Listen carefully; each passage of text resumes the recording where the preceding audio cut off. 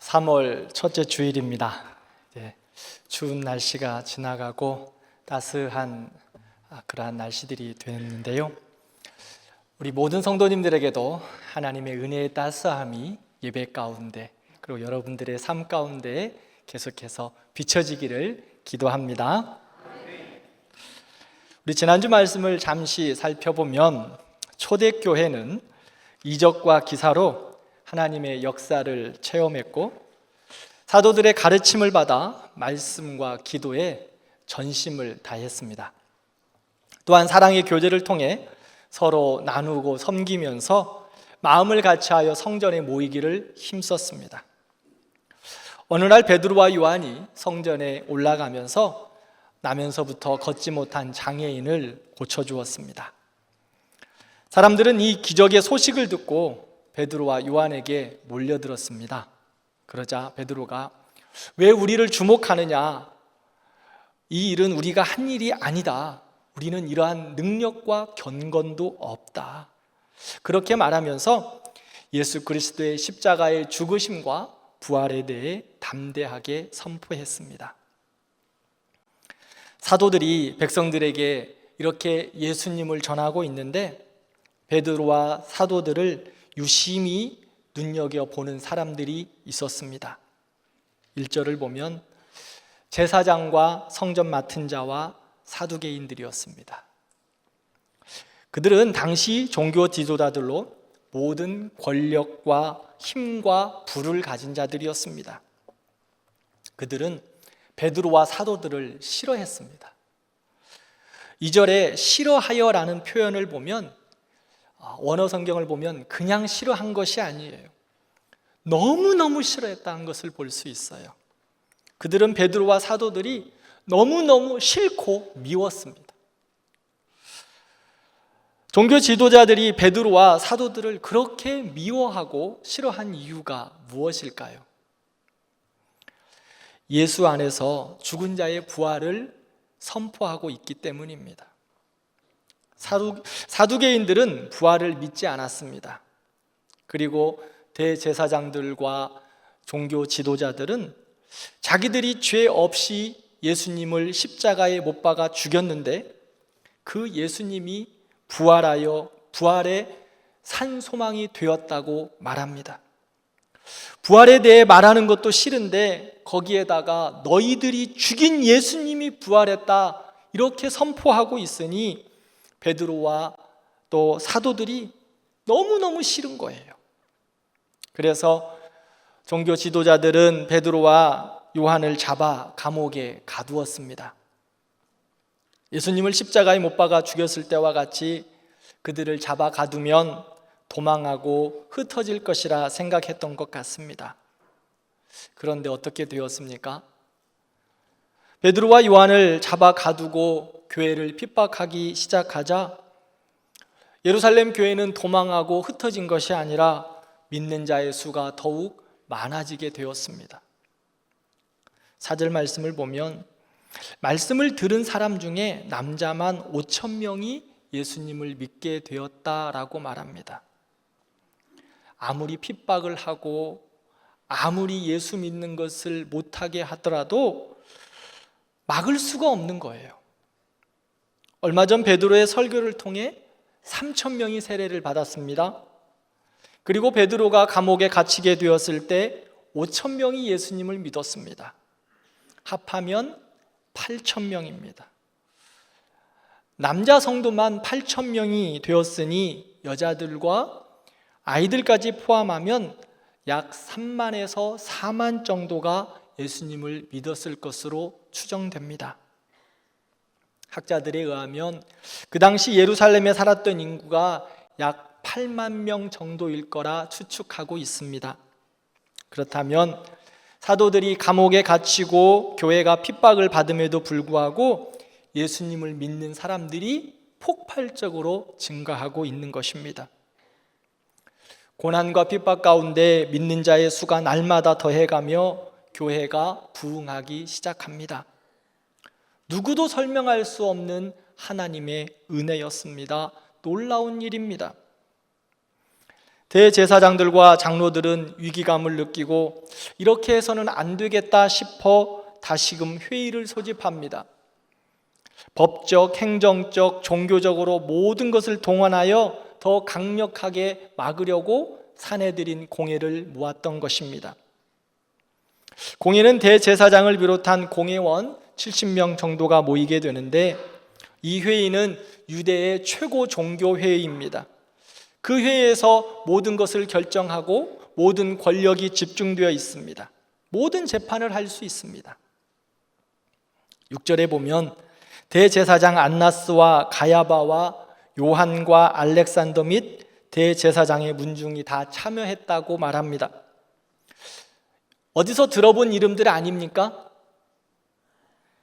예수님을 십자가에 못 박아 죽인 일에 앞장섰던 그들이 바로 이 사람들입니다. 또 다시 그들이 모여 교회를 핍박하고 죽이려고 합니다. 대제사장은 한 명인데 오늘 본문을 보면 대제사장 안나스와 가야바 두 명을 말합니다. 이들은 장인하고 사위입니다. 안나스가 대제사장이었는데 무엇을 잘못했던 것 같습니다. 그래서 대제사장에서 내려오고 사위인 가야바가 대제사장이 되었는데, 실질적으로 모든 권한은 안나스가 가지고 있었던 것 같습니다. 그들이 베드로와 요한을 공회의 가운데 세우고 너희가 무슨 권세와 누구의 이름으로 이 일을 하느냐라고 묻습니다. 성경 말씀에서는 이 이야기를 조금 이렇게 부드럽게 이야기했는데, 좀 더 자세하게 살펴보면 이런 말이에요. 니까지 것들이 무엇인데 사람들을 이렇게 혼란하게 하느냐? 베드로와 요한, 니까지 것들이 무엇인데 예수님의 부활을 증거하고 있느냐? 강하게 질책하고 있는 겁니다. 이렇게 겁을 주면 꼬리를 내리고 그만둘 줄 알았던 것 같습니다. 그런데 이제 베드로가 달라졌습니다. 두려워하지 않습니다. 얼마 전까지만 해도 그들이 무서워서 예수님을 저주하고 도망했는데, 이제는 그렇게 그들을 향하여서 어렵게 하고 고난이 다가와도 담대하게 너희가 십자가에 못 박은 예수 그리스도가 살아났다, 그 예수 그리스도의 능력의 이름이 나면서부터 걷지 못한 장애인을 고쳐서 걷기도 하고 뛰기도 했다라고 담대하게 말하고 있습니다. 지금 베드로와 사도들 그리고 초대교회에는 고난과 핍박이 더욱 강하게 몰아닥치고 있습니다. 그런데 사도들과 교회는 더 이상 꿈쩍하지 않습니다. 도리어 믿음이 성장하고 더욱 담대하여 부흥을 이루고 있습니다. 사랑하는 성도 여러분, 하나님에게 사람들에게 있어 고난이 있을 때 부흥은 하나님의 역사로 임하게 됩니다. 우리의 삶을 돌아보면 고난이 있을 때 죽을 것 같은데 동시에 그 안에 은혜가 있음을 고백하게 됩니다. 반대로 은혜와 형통이 있을 때 그 안에 고난이 함께 찾아오는 것을 보게 됩니다. 그러면 하나님의 사람들은 이 고난을 어떻게 감당하는가? 이것이 중요하지요. 고린도후서 12장을 보면 사도 바울은 무엇인지 분명하게 말하지는 않지만 육체에 가시가 있었다 말하고 있습니다. 고난이지요. 아픔입니다. 그래서 하나님께 그 가시를 제거해 달라고, 그 고난을 제거해 달라고 여러 번 간구했습니다. 그런데 하나님께서 사도 바울에게 주신 메시지는 무엇이었죠? 내 은혜가 내게 족하다. 가시 안에 능력이 있다, 가시 안에 은혜가 있다, 그렇게 말씀하시며 너에게 있는 가시가 너에게 은혜가 될 것이다, 내게 있는 은혜가 너에게 족하다라고 말씀합니다. 사도 바울은 고난의 가시와 복음을 전하면서 당하는 고난을 통해 하나님의 능력을 보게 됩니다. 고난을 통해 부흥을 보게 하셨습니다. 사랑하는 성도 여러분, 우리에게도 고난은 있습니다. 그때 우리는 무엇을 바라보아야 할까요? 앞에 보이는 고난만 바라보지 말고 고난 이면에 하나님의 능력과 은혜와 축복을 바라보는 우리가 되기를 기도합니다. 믿음으로 살면 고난이 모두 없어진다고 말할 수 없습니다. 믿음으로 살아도 고난은 때때로 우리에게 찾아옵니다. 우리 남자 성도님들, 요즘은 그렇지 않겠지만 한 30년, 20년 전 그 이전에 군대 생활을 하셨던 분들에게 주일날에 꼭 하는 일이 있습니다. 군대에서. 주일날 군대에서 무엇 합니까? 축구합니다. 축구. 주일날은 날만 되면 축구하고 그 다음에 모포를 텁니다. 이게 거의 주일날의 일상이에요. 종교 생활을 하기가 쉽지 않습니다. 부대장들이나 선임병들이 종교 생활을 허락해 줘야만 종교 생활을 할 수 있었습니다. 제가 군대에 갔었을 때 참 교회 가는 것은 쉽지가 않았습니다. 하루는 주일날, 그날도 여전히 집합 명령이 내렸습니다. 왜 집합했느냐? 공차야 되니까. 축구하려고 다 모이기 시작합니다. 예배 시간에 종교 활동을 하려고 모이는 시간, 꼭 그 시간에 공을 차려고 하는 거예요. 마음이 조급해졌습니다.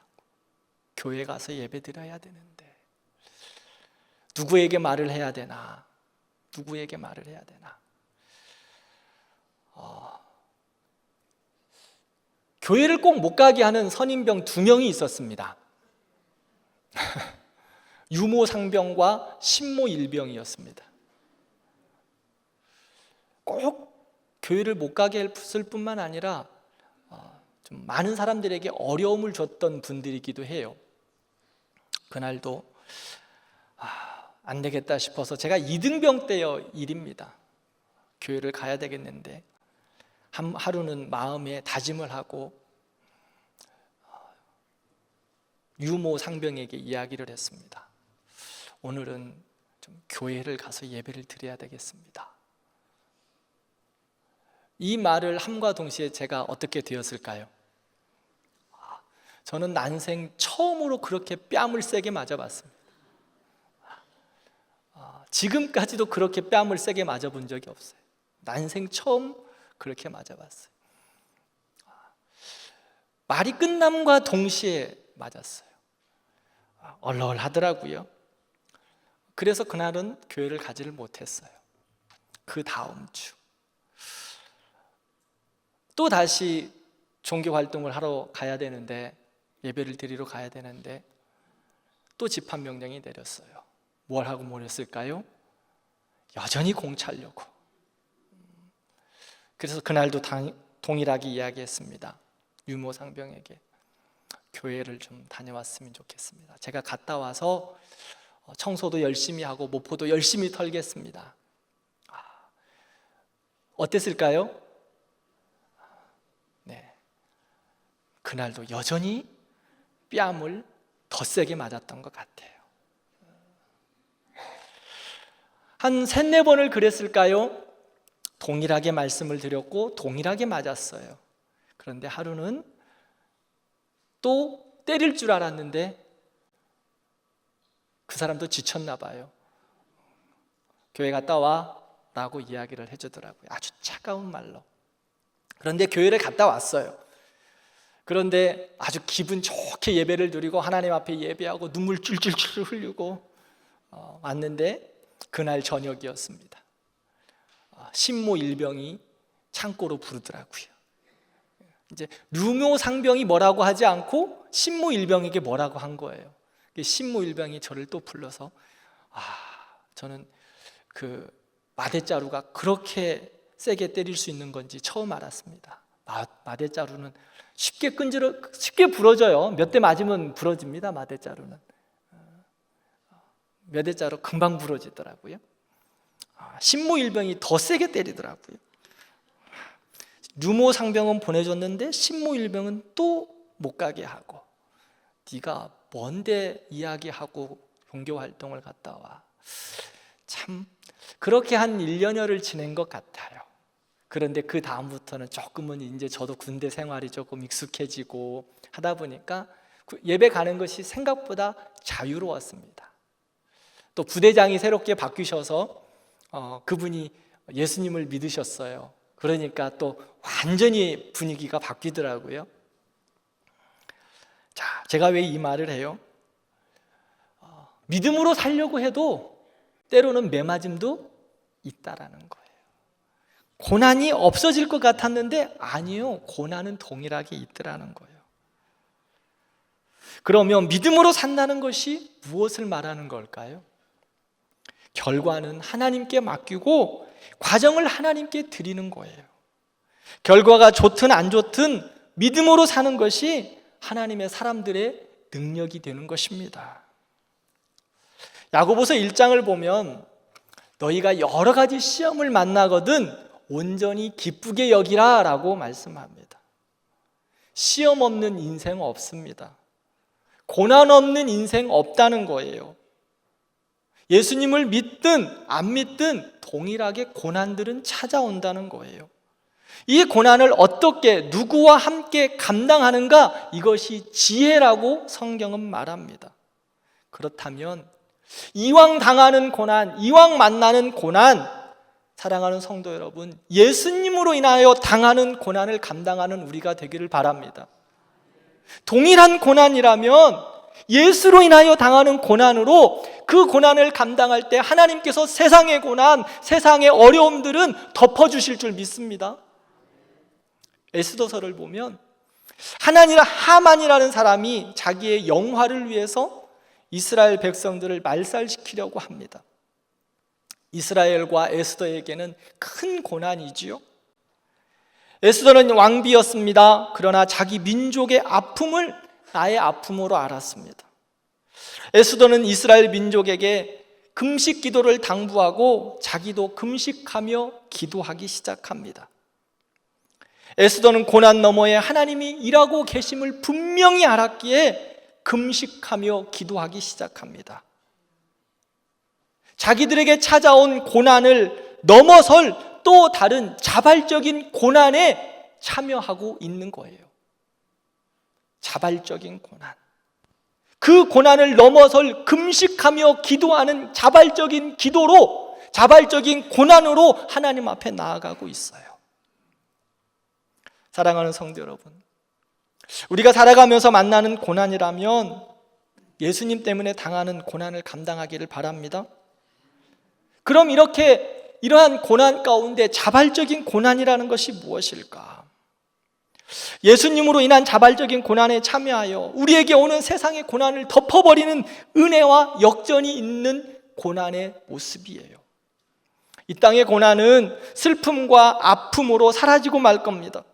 그런데 예수님으로 인한 고난은 우리에게 은혜가 되고 우리에게 영광이 된다고 성경은 분명히 말씀합니다.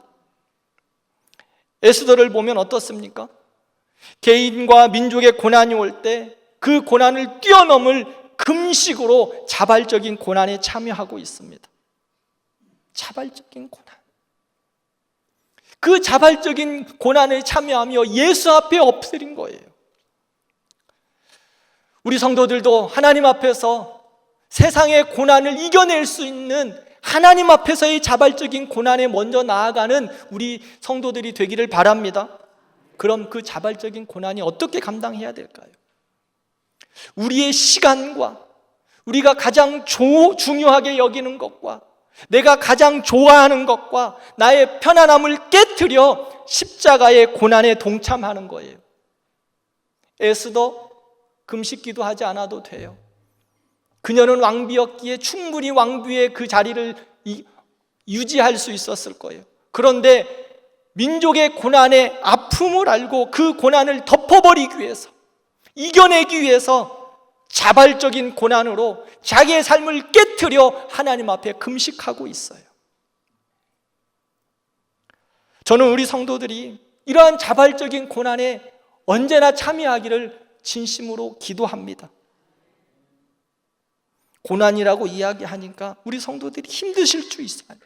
그런데요, 우리에게는 아까 야고보서 1장에서 말하는 것처럼 여러 가지 시험들이 예수 믿는 자들이나 안 믿는 자들에게 동일하게 온다는 거예요. 고난이 임한다는 거예요. 그러기에 그 고난을 감당할 능력은 하나님 앞에 있어요. 그러기에 하나님 앞에 먼저 엎드려서 세상에 오는 그 고난을 감당해야 되는 거예요. 에스더와 같이. 그래서 우리의 편안함과 우리의 중요함과 우리가 가장 좋아하는 것들을 깨트려 십자가의 은혜 앞에 나아가 하나님 앞에 자발적인 고난에 동참하는 거예요. 저는 우리 성도들이 주일날 한 번 이렇게 예배 드리는 것으로 안주하는 신앙에서 머물지 않기를 진심으로 바랍니다. 이렇게 주일날 한 번 예배 드리는 것도 감사하죠. 그러나 여기서 멈추지 않기를 바라요. 내가 가장 좋은 시간을 깨트려서 지금 교회가 함께 하고 있는 365일 영가족 성경 읽기에 동참하기를 바라요. 그 안에서 은혜 받기를 바랍니다. 이것이 자발적인 고난에 참여하는 일이에요. 100대 기도의 제목을 가지고 여러 기도 제목으로 기도의 무릎을 꿇는 것이 자발적인 고난에 참여하는 겁니다. 지난주 부흥회가 있었습니다.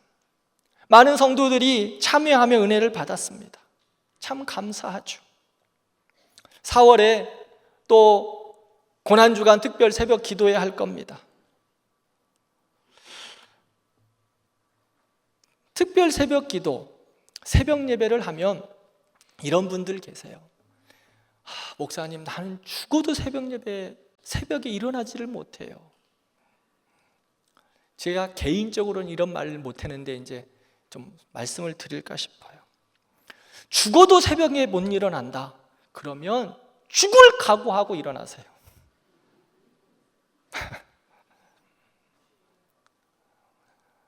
죽을 각오하고 새벽에 일어나 특세에 나와 기도하는 것이 자발적인 고난에 참여하는 거예요.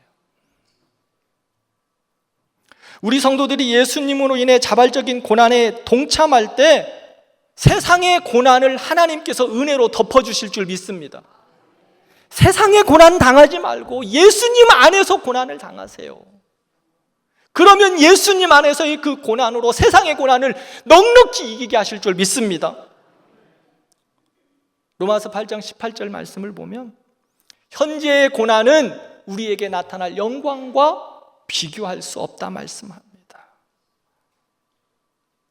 예수님으로 인해 당하는 고난은 우리에게 나타날 영광과 비교할 수가 없어요. 예수님 때문에 당하는 고난은 영광으로 변화될 줄 믿습니다. 천국의 영광과 상급이 있기에 이왕 당하는 고난이라면 예수님으로 인해 당하는 고난과 어려움을 감당하는 성도들 되기를 축원합니다. 사도들은 이것을 알았어요. 그래서 사도행전 5장 40절 이하의 말씀을 보면 채찍질 받는 것, 능욕받는 것 합당한 걸로 여겼다. 왜요? 예수의 이름 때문에 이 모든 고난을 합당하게 여기고 기뻐했다고 말씀합니다. 왜 기뻐할 수 있었어요? 왜 기뻐할 수 있었을까? 장차 우리에게 나타날 영광과 좋게 비교할 수 없기 때문에, 그 고난이 우리에게 나타날 영광과 비교가 되지 않기 때문에 예수님 안에서 고난당하는 것 기쁨으로 감당했다고 성경은 말씀하고 있습니다. 사랑하는 성도 여러분, 세상의 여러 어려움과 고난 속에서 슬픔과 낙심 가운데 살아가기보다 예수님으로 인해 당하는 고난으로 천국의 영광과 상급으로 살아가는 우리가 되기를 진심으로 기도합니다. 엎어져도 예수님 앞에 엎어지시기 바랍니다. 넘어져도 예수님 앞에 넘어지시기 바랍니다. 우리가 예수님 안에 엎어지고 예수님 안에서 먼저 자발적인 고난에 참여하여 세상의 고난을 덮어버리는 은혜가 우리 모든 성도들에게 있기를 진심으로 축원합니다. 두 번째로 살펴볼 것은 교회와 하나님의 사람들은 보고 들은 것을 말하는 것이. 제사장과 종교 지도자들이 사도들을 세우고 너희들이 무슨 권세로 이러한 일을 행하느냐 무섭게 질타하고 있습니다. 그들은 예수님을 죽인 것과 같이 사도들을 죽일 수 있는 힘과 권력이 있는 자들이었습니다. 그런데 그러한 무서운 질책에도 불구하고 베드로와 사도 요한은 우리가 보고 들은 것을 말하지 아니할 수 없다. 우리가 그것을 보고 들었기 때문에 이제는 말할 수밖에 없다라고 선포하고 있어요. 그들이 보고 들은 것이 무엇입니까? 생명의 주, 구원의 주, 부활의 주, 심판의 주님을 보고 들었어요. 그래서 그들은 그 예수 그리스도를 담대하게 말합니다. 보고 들은 것은 논리로 말하는 것이 아니에요. 보았기 때문에 사실을 이야기하는 거예요. 보았기 때문에 아무리 말려도 입이 간질간질해서 말할 수밖에 없어요. 본인이 보았고 본인이 들었고 본인이 경험하고 체험했기 때문에 말하고 싶은 거예요. 우리 성도님들 중에서도 맨발로 산을 걷는 분들이 계실지 모르겠습니다. 제가 아는 어떤 집사님은 맨발로 산을 걷기 시작하셔서 건강이 많이 회복되셨어요. 그분 말에 의하면 당신은 종합병원이셨다고 합니다. 그런데 그 종합병원인 자기를 향하여서 어떤 친구가 맨발로 좀 산을 걸어봐 라고 권유했대요. 그 친구의 권유가 하도 심해서 맨발로 산을 걷기 시작했는데 처음에는 몇 미터 가기도 어려웠다고 합니다. 그런데 그렇게 걷다 보니까 지금은 맨발로 산을 날아다닌다고 합니다. 건강도 많이 회복되었어요. 그래서요, 그분은요, 사람들을 만날 때마다 무슨 이야기 할까요? 만나는 사람마다 맨발로 산 걸으라고, 맨발로 걸어 다니라고, 맨발 걷는 전도사가 되었어요. 사도행전 2장을 보면 오순절 성령 강림을 통해 어떤 일이 일어났습니까? 성령 강림이 있자 강하고 급한 바람 같은 소리가 임함을 들었습니다. 성령이 불같이 임하시는 것을 보았습니다. 들었습니다. 성령의 충만함으로 성령의 말하게 하심을 따라 방언하는 것을 보고 들었습니다. 성령께서 임하셔서 자녀들은 예언을 하고 젊은이들은 환상을 보고 노인들은 꿈을 꾸는 것을 보았어요. 성령의 충만함으로 하나님의 역사가 있는 것을 보았습니다. 그래서 어떻게 되었어요? 사도들과 초대교회는 보고 들은 것을 전하기 시작합니다. 아무리 말려도 내가 보았기 때문에 전하는 거예요. 어떤 핍박과 고난이 와도 잡아 죽인다고 해도 예수님의 부활을 보았기에, 성령의 임재하심을 보았기에 담대하게 전하고 있습니다. 사랑하는 성도 여러분, 우리는 무엇을 보았습니까? 우리는 무엇을 들었습니까? 우리는 나를 위하여 십자가에서 죽으신 예수 그리스도를 보았습니다. 우리도 예수 그리스도를 믿고 있습니다. 그 예수님이 나의 구원자 되심을 우리는 날마다 고백합니다. 또한 성령님이 나와 함께 하시며 고난을 감당할 힘을 주시고 날마다 은혜와 축복으로 함께 하시는 그 하나님임을 우리는 고백하고 있어요. 우리 성도님들의 이러한 고백 아닌가요? 나의 평생에 내가 가장 잘한 것은 내가 예수님 만난 것이다. 나의 평생에 내가 가장 복된 것은 내가 예수 그리스도를 주로 믿고 구원받은 것이다. 이게 우리의 고백이 아닌가요? 그렇다면 숨지 마세요. 베드로와 요한도 우리와 같이 겁쟁이였습니다. 그러나 성령의 충만함으로 이제는 보고 들은 것을, 그들이 경험한 예수 그리스도를 담대하게 말하고 있습니다. 베드로와 요한, 초대교회 성도들, 처음에는 건축자들이 버린 그러한 돌과 같은 그런 아무 쓸데없는 돌이었어요. 건축자들이 버린 돌이에요. 필요가 없기 때문에. 그런데 예수 그리스도의 은혜 가운데 그 하나님의 성령의 역사심을 보고 듣고 나아가니 이제는 하나님께서 그들을 하나님 나라의 모퉁이들로 세우셨습니다. 그러므로 교회는 예수님을 보여줘야 합니다. 예수님을 들려줘야 합니다. 우리 성도들도요, 우리가 본 예수 그리스도, 우리가 만난 예수 그리스도 보여줘야 하고 들려줘야 합니다.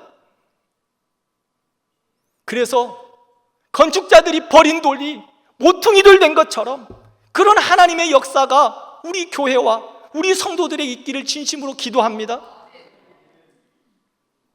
예배는 무엇입니까? 예배는 하나님의 영광을 보는 시간입니다. 예배는 하나님의 거룩하심을 보고 하나님의 능력을 보면서 그의 이름을 높이고 찬양하는 겁니다. 그리고 하늘의 은혜를 충만히 받아 세상 속에서 믿음으로 승리하는 것입니다.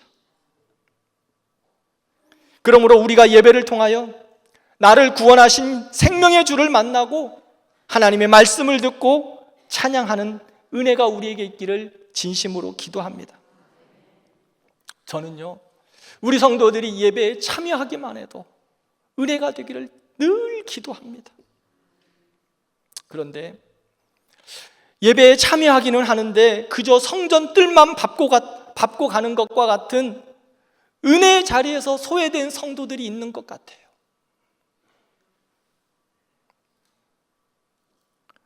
저는 우리 모든 성도들이 예배에 참여하면서 하나님을 보고 하나님을 듣고 하나님을 만나고 그분과 함께 영광스러운 예배 가운데 있기를 진심으로 기도합니다. 한 명도 은혜 받는 자리에서 소외되는 사람 없기를 바랍니다. 그러기 위해서는 우리 모든 성도님들 마음을 다하고 뜻을 다하고 나의 생각을 집중하여 말씀 앞에 나아가는 거예요. 기도 앞에 나아가는 거예요. 찬양으로 나아가는 거예요. 모든 성도들이 은혜의 지성소 안으로 들어가야 되는 거예요. 그래야 하늘의 영광, 하나님의 역사하심이 나의 영광이 되고 나의 역사가 될 줄 믿습니다. 더 나아가 우리 교회가 세상 가운데 하나님의 사랑을 보여주고 하나님의 뜻을 들려주고 하나님의 사랑을 나누는 교회가 되기를 진심으로 기도합니다. 참된 평안이 없는 시대 속에서 예수님으로 인해 세상이 줄 수 없는 평안을 보여주고 들려주는 교회가 되어야 합니다. 그래서 낙심하고 지친 영혼들이 우리 교회에 들어오기만 해도 천국의 평안을 얻게 될 줄 믿습니다. 이기적이고 독선적인 사랑이 가득한 세상 속에서 예수님으로 인해 세상이 줄 수 없는 사랑을 보여주고 들려주는 대광교회가 되기를 기도합니다. 그러므로 상처와 눈물로 가득한 영혼들이 예배의 영광 가운데 치유되고 회복될 줄 믿습니다. 진정한 기쁨을 상실한 시대 속에서 예수님으로 인해 세상이 줄 수 없는 기쁨을 보여주고 들려주는 대광교회가 되어야 합니다. 그래서 우리 교회에 들어오기만 해도 하늘의 기쁨과 영광으로 충만하게 될 줄 믿습니다. 베드로와 사도들이 이렇게 보고 들은 것을 담대하게 말하게 된 이유가 무엇일까요? 8절에 보면 그들은 성령 충만하여 이 모든 일들을 감당했다라고 말합니다. 베드로와 사도들이 어떤 시험과 위험 앞에서도 성령의 충만함으로 담대하게 예수님을 전하고 있습니다. 성령의 충만함으로 사도들은 지금 갇혀 있습니다. 그런데 초대교회를 보십시오. 복음은 갇히지 않았습니다. 세상은 가두었다 생각했는데 믿는 자의 수가 날마다 늘어났습니다. 세상은 가두었는 것 같은데 하나님의 역사와 능력은 계속해서 진행되고 있습니다. 그래서 버린 돌과 같은 인생들이 하나님의 능력을 따라 모퉁이들 되게 하셨습니다.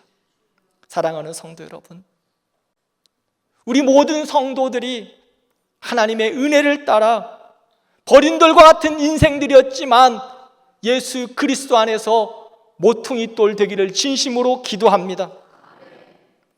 우리도 환경에 갇히기도 하고 때로는 관계에 갇히기도 하고 고난이라는 시험에 갇히기도 합니다. 그러나 고난 너머에 나타날 영광을 바라보며 믿음으로 살아가시기를 진심으로 기도합니다. 성령의 충만함으로 만난 예수, 내 나를 구원한 예수님을 담대히 전하는 우리가 되기를 진심으로 원합니다. 그렇게 믿음으로 담대하게 전할 때 하나님께서 우리를 모퉁이돌로 사용하셔서 하나님의 영광과 하나님의 은혜가 가득하게 될 줄 믿습니다. 그러므로 성령 충만하십시오. 성령 충만하여 고난을 감당하십시오. 성령 충만하여 자발적인 고난에 참여하십시오. 성령 충만하여 내가 보고 들은 그 예수 그리스도, 내가 만난 그 예수 그리스도를 담대하게 선포하는 우리 모든 성도들 되기를 축원합니다. 성령의 충만함 이야기하니까 나는 믿음이 없는데, 나는 초신자인데, 나는 겨우 예배만 드리는데 나와는 조금 동떨어진 이야기를 오늘도 말씀하시는구나, 그렇게 듣고 계시는 성도님 계실는지 모르겠습니다. 아니요, 성령 충만함은 우리와 함께 하십니다. 성령의 충만함은요, 누군가 특별한 사람들에게 임하는 게 아니에요. 신앙 연수가 오래된 사람들이나 직분받은 자들에게만 임하는 것이 아닙니다. 우리 모두 다 성령 충만할 수 있어요. 사랑하는 성도 여러분, 우리 모든 성도들이 그 말씀 앞에서 성령의 충만을 사모하시기 바랍니다. 어렵지 않아요. 성령의 충만함은 무엇입니까? 말씀의 충만함이에요. 말씀을 읽고 듣고 묵상하는 거예요. 365일 성경 읽기 함께 따라하면서 성경 읽는 거예요. 그리고 말씀을 듣고 읽었던 것을 묵상해서 은혜 받은 것을 목장 카톡방에 올리는 거예요. 그러므로 성령 충만하는 거예요. 다른 것에 있지 않아요. 성령 충만함, 말씀의 충만함이에요. 두 번째 성령 충만함은 기도의 충만함이에요. 때를 따라 얻든지 못 얻든지 기도하는 거예요. 부흥회 때 말씀 들으셨죠? 무시로 기도하는 거예요. 1, 2, 3 기도하는 거예요. 잠시 묵상으로 기도하는 거예요. 강사 목사님 그러시더라고요. 여러분들 어떻게 기도할지 한번 다 결정해 보라고. 신호등이 딱 신호등에 걸렸을 때 기도하라고. 그 신호등에 걸렸을 때 기도하는 시간이 생각보다 많다라는 것을 예를 들어서 말씀해 주셨어요. 사랑하는 성도 여러분, 꼭 자리를 앉아서 기도해야 될 시간도 있어요. 그러나 무시로 기도하는 거예요. 그리고 예배 시간에 나와 기도하는 거예요. 금요 기도 시간에 나와 두 손을 들고 찬양하며 소리내어 기도하는 거예요. 기도의 충만함이 성령의 충만함이에요. 성령의 충만함은 찬양의 충만함이에요. 우리의 마음과 전심을 다하여 찬양할 때 성령의 충만함으로 임하실 하나님을 찬양합니다. 찬양은요, 찬양대만 찬양하는 거 아니에요. 저는 제가 뒤에서 앉아드릴 때 어떤 모 집사님의 찬양을 들으면 저는 성령이 충만해져요. 그 집사님의 찬양을 듣고 있으면 정말 가슴에 성령이 충만함. 그분도 아마 그러시리라 생각하지만 제가 그 찬양을 들으며 성령이 충만해져요. 그분 찬양 잘하십니다. 그런데요, 박자는 하나도 안 맞아요. 음도 하나도 안 맞아요. 어떨 때는 한마디가 남았는데 그분은 벌써 끝났어요, 찬양이. 어떨 때는 우리가 찬양이 끝났는데 그분은 더 불러야 돼. 그런데 그분의 찬양을 듣고 있느라 하면 하나님 앞에 전심으로 찬양해요. 작게 하지도 않아요. 얼마나 목소리가 크게 찬양하는지. 제가 그분의 찬양을 듣고 있으면 제가 성령 충만해져요. 사랑하는 성도 여러분, 우리 모든 성도들이 성령 충만하기를 기도합니다. 말씀의 충만함이에요. 기도의 충만함이에요. 찬양의 충만함이에요. 말씀의 자리에 나가시고 기도의 자리에 나오시고 매일매일 주의 이름을 부르며 찬양하세요. 그렇게 찬양할 때 하나님의 영광이 임하리라고 믿습니다. 사랑하는 성도 여러분, 우리는 하나님의 사람들입니다. 성령의 충만함으로 믿음으로 승리하기를 바라고, 때로는 우리에게 닥쳐오는 고난을 믿음으로 감당하는 여러분들 되기를 축원합니다. 그래서 고난 너머에 임하실 하나님의 영광이 여러분들의 영광이 되고, 그 은혜 가운데, 세상 가운데 우리가 만난 예수 그리스도, 우리가 본 예수 그리스도, 우리를 구원한 예수 그리스도를 담대히 전하는 복된 성도들 되기를 축원합니다.